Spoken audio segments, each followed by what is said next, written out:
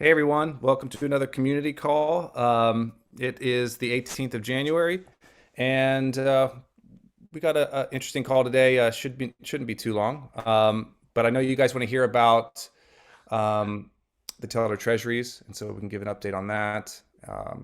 I have a um, we're proposing not really a proposal, but we're going to be changing the format to the community call, and I want to talk to you guys about that and get your input as well, because you guys have your feedback is important for that as well. And then we'll take your questions. We have a few submitted questions, right, Ryan? Correct. We have some. We don't know how many, but we'll take your questions like we always do. And so, without further ado, how's it going with the Tellor Treasuries?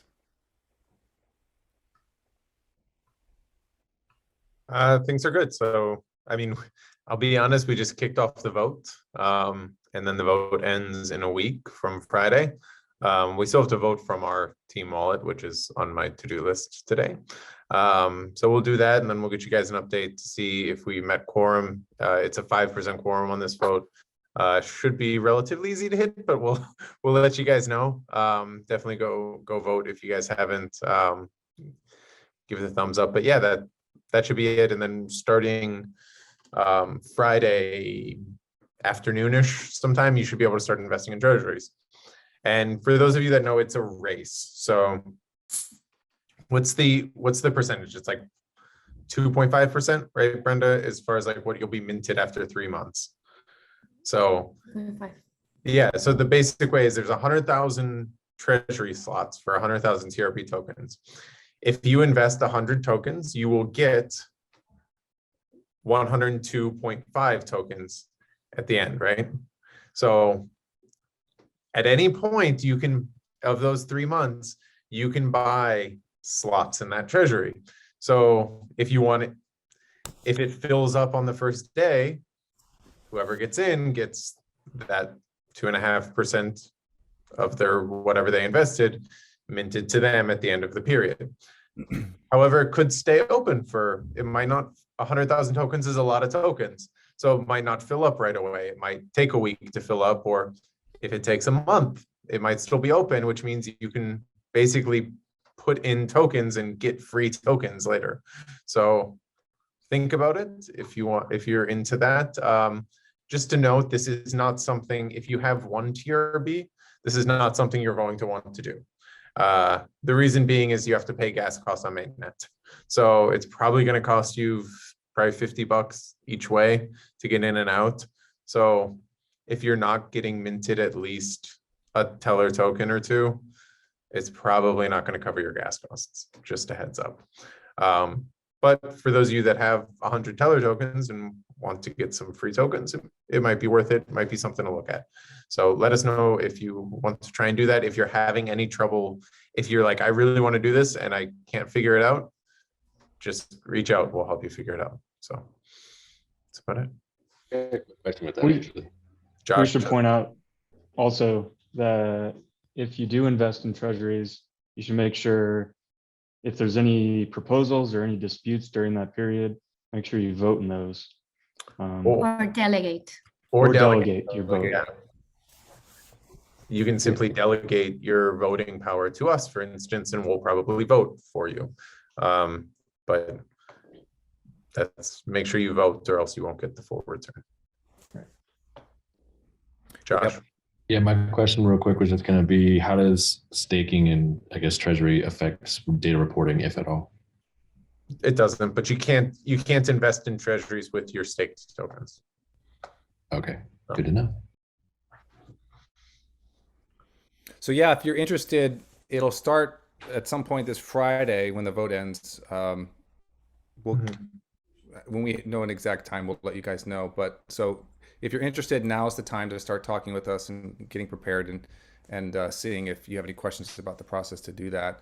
And we'll be around on Friday to help people out, but then the weekend happens. So this week is the time to reach out and get set up on what to do when the time comes, because I don't know if we suspect it'll fill up right like within 24 hours, but we don't know. and it could. Cool. Thanks for that, guys. Next topic, I want to talk to you guys about a change to how we do the community call. So for those, if you're watching this, you've probably watched a few of these things. We've been doing these things this way for over 2 years now, and it was always something that was part of our desire to be transparent and to try to cultivate community and actually interact and engage with our community on a weekly basis. And I think it was pretty, you weren't seeing projects do this kind of thing, at least 2 years ago. And something we're proud of, and it's something that we think makes us unique and it fits our values. And it's been great. I think everybody likes it, and we upload them to YouTube every week, and we've been getting some comments on YouTube. But ultimately, I think it falls a little flat. Doing it on Zoom and uploading it to YouTube hasn't been ideal in terms of getting real engagement with you guys. And so we've just been exploring other ways to perhaps provide this sort of service to the community. And we've had experience in other communities where they've done this stuff in Discord, and it's been very positive for us. And so here's what we're going to do. We're going to have a Tellor Town Hall on a stage in Discord every week at Tuesday at the same time, and provide you guys open access to hop in this room and ask us any questions you might have, chat with us. We'll provide updates and things like that. Kind of like what we do now, but it'll be all on the Discord, and less of this performance on Zoom that we record and upload later. In addition to that, what we're going to do is we're going to do a weekly update that's going to go to YouTube. This is going to be like a short, condensed distillation of everything that has gone on that week in Tellor.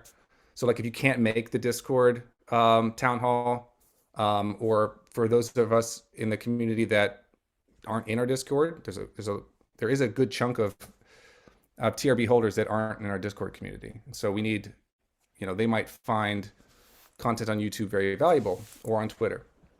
So we'll do a weekly YouTube update. It'll be really short. Ryan will produce this. Let's say it's roughly 5 minutes long.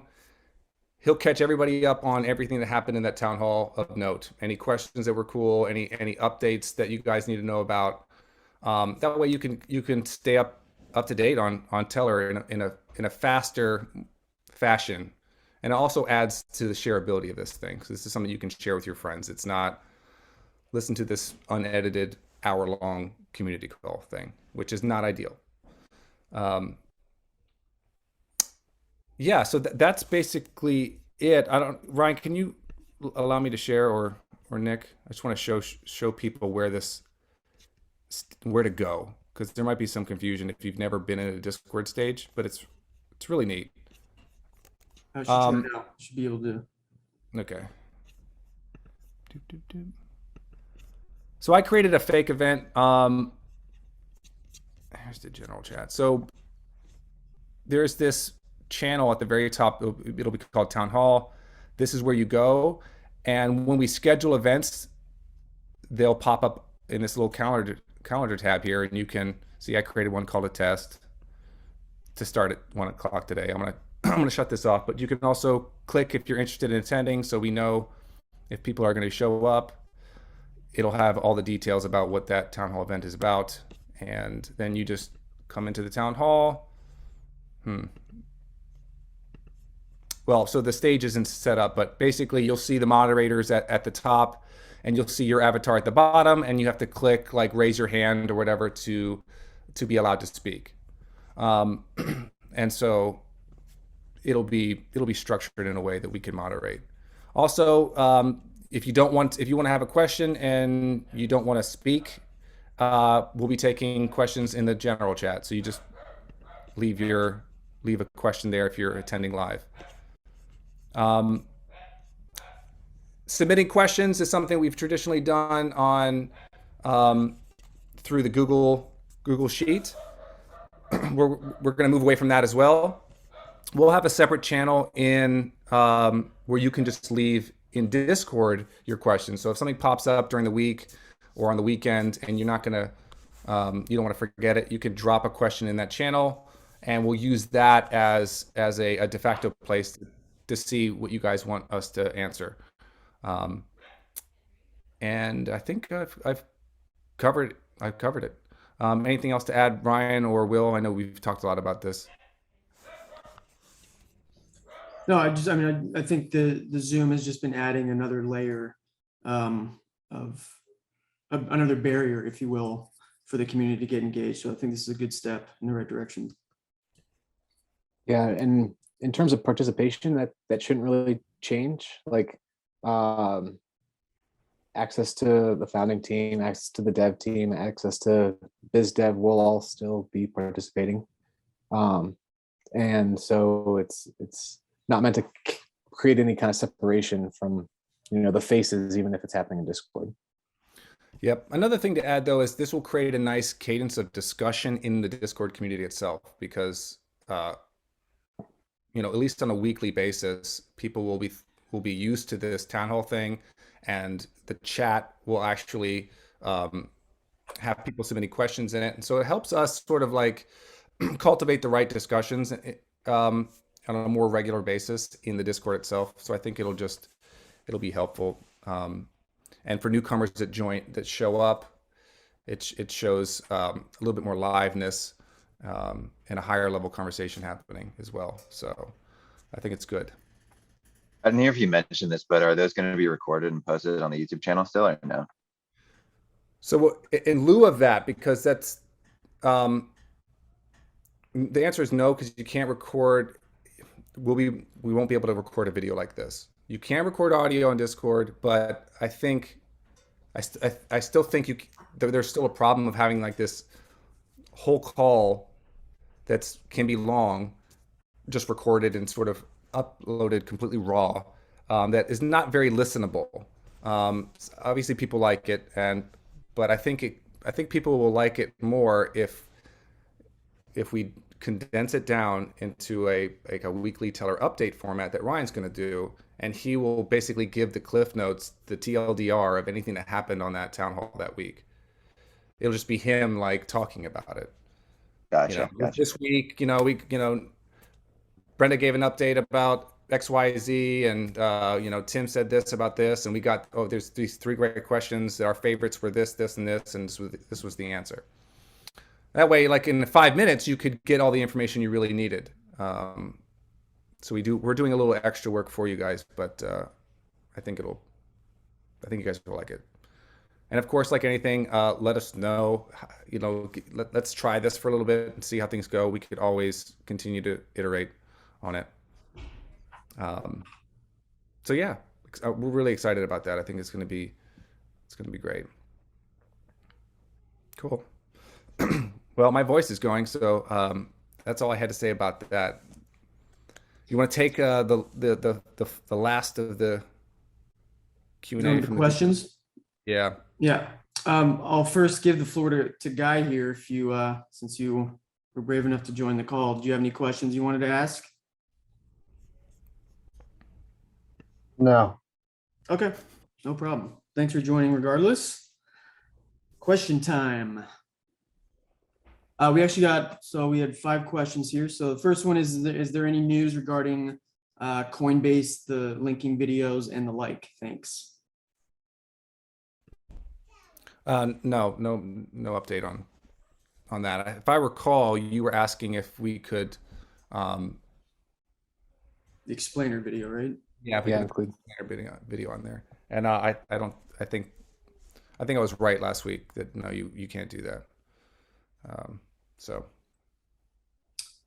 It seems that Tellor has flown under the radar. What are the plans to promote the network for future collaboration and/or partnerships? Yeah, we're going to continue to do everything that we have been doing. This year, I think we're going to do everything bigger. we're going to be able to actually go physically to industry events, starting with ETH Denver. I mean, that's going to be huge. But we're going to be able to do, I mean, that's the whole rest of the year we'll be going to events, different conferences. And we've been really missing that the last 2 years. Like, since Tellor really has grown into a thing, most of that time has been, without travel and without in-person events. And I think it's a huge gap that we're going to just have back. So I'm really excited about that. And we've been talking about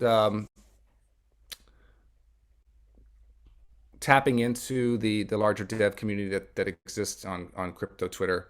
I don't even know if you would call that crypto Twitter, which is a separate animal, I think. But other ways that we can tap more into devs finding out that we exist and actually being attracted to wanting to contribute and be part of the building an Oracle conversation. So we have some ideas about that as well, using Twitter Spaces, which have been a success. We do those on Thursday at 2. So hop in those if you haven't. Just quick plug about that. Yeah, I really just think a continuation of what we found success in so far.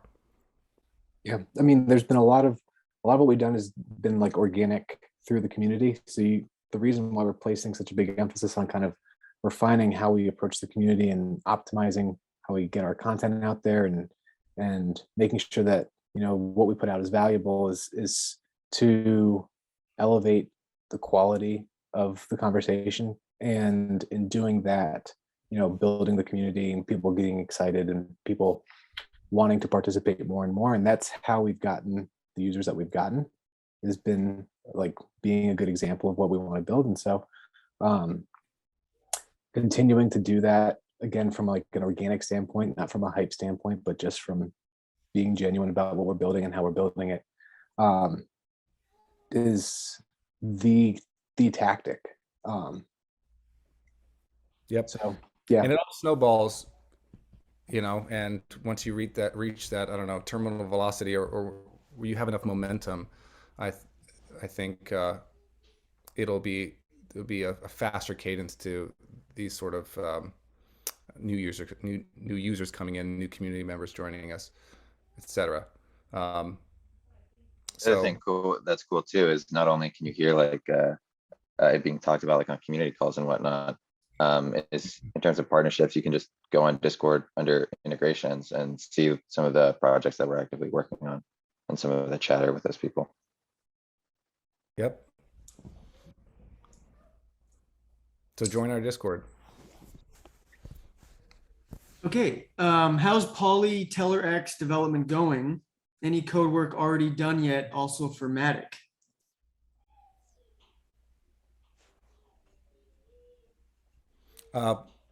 I can answer it. Polygon and Matic are the same thing, right? I like to say Matic. Show we're OGs. Yeah, we're the hipsters. network. Yeah, no, things are going really well. So we just had a call with a project Diva Protocol. If you look, they're a new one in the integrations channel. They're building on Polygon. We have a couple other ones that are building on Polygon we'll be integrating with. The code looks identical. So that's the Tellor Flex repo that we deployed. If you want to go look at what's actually deployed on Polygon, we're working on the governance contract now, Polygon governance contract. Yeah, but Polygon's just an EVM chain. So, I mean, the code looks the same. You can deploy the same code from mainnet to Polygon. So you won't be able to tell what network it's going on until it's actually deployed. So it's going well. Cool. I'll throw a link in the description too for the GitHub repo. Hello, good time. Does the hashtag Tellor team have any plans to raise prices at all? Because most of my friends bought it for $150 to $130.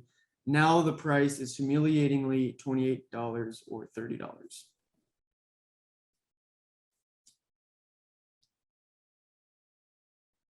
No, there's nothing. This is not something we're involved in any way. Sale ends this Friday. Sorry, guys. You've heard it here first. All right. DRB going fast. Yeah. Yeah. Thanks for your question. I totally get it.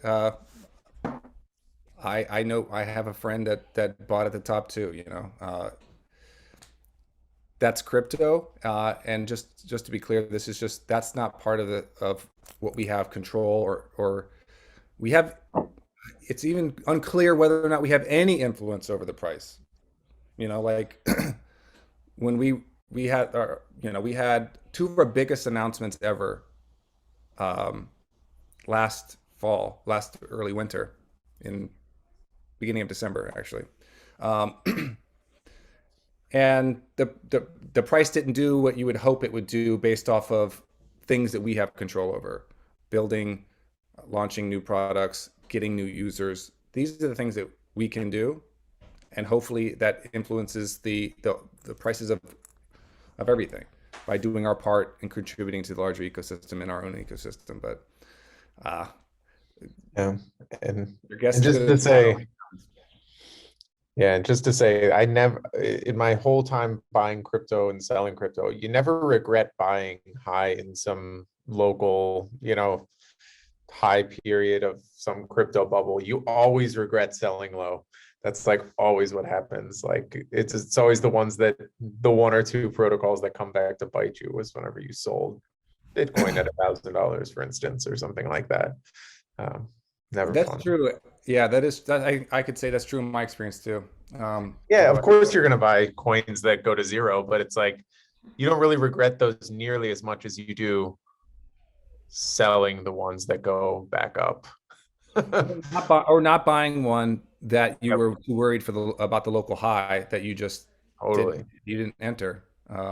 So look, ultimately it goes back to like, what do you like Right. about Teller? Do you like what we're up to? Are you with us for the long term?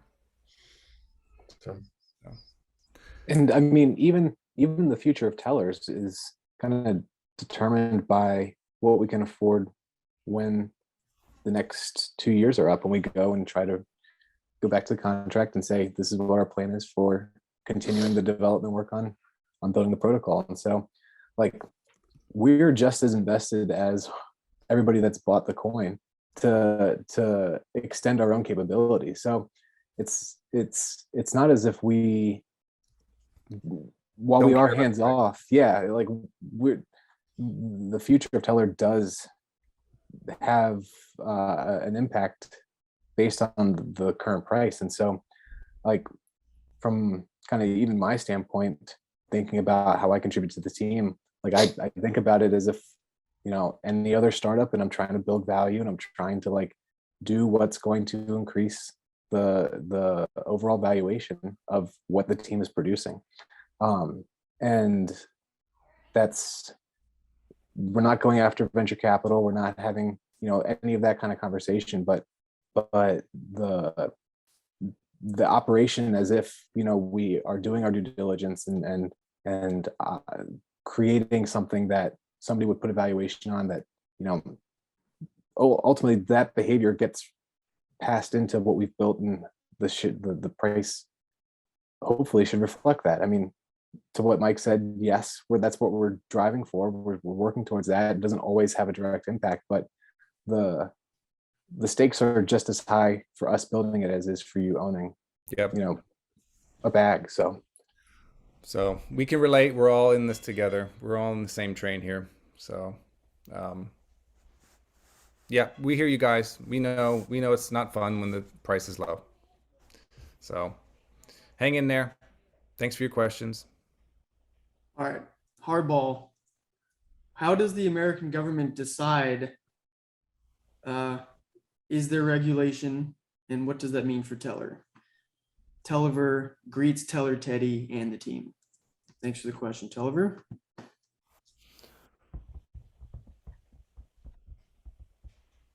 Well, I think we should kick this one over to our Lauren, you resident. want to get this one? Hot potato. Yeah. Lauren. It's actually how the government works. We just pick someone at random, and it's yeah. I think I'm gonna hot potato that one right back. Nobody knows. I mean, seriously, I don't think the government even yet realizes.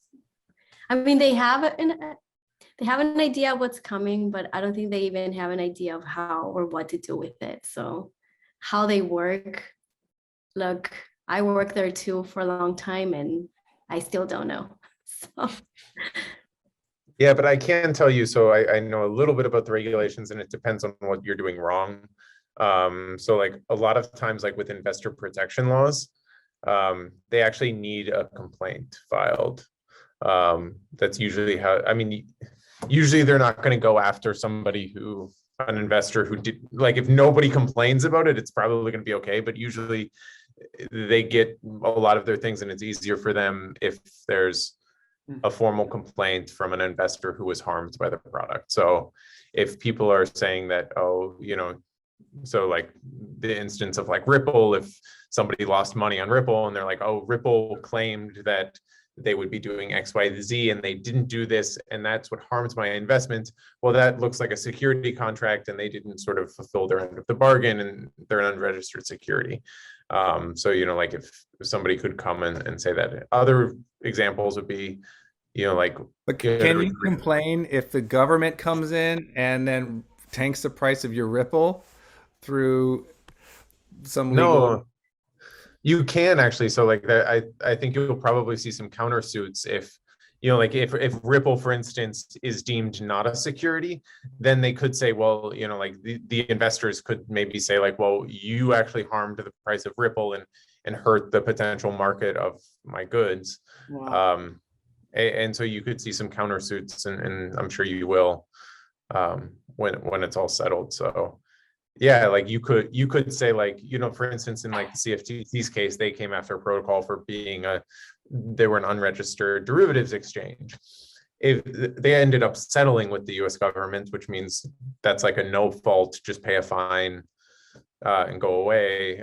But if they did like go to court, and then the US government would lose in court, which actually does happen sometimes, then they could actually claim damages to say, listen, you hurt us from building our business and you hurt XYZ. And it would be interesting to see a protocol do that. Because, you know, you would almost need to be a security in order to say that you're harmed. But yeah, like it could happen, I think. Anyway, that's. it's also all speculation. Like Yeah, we it's don't know.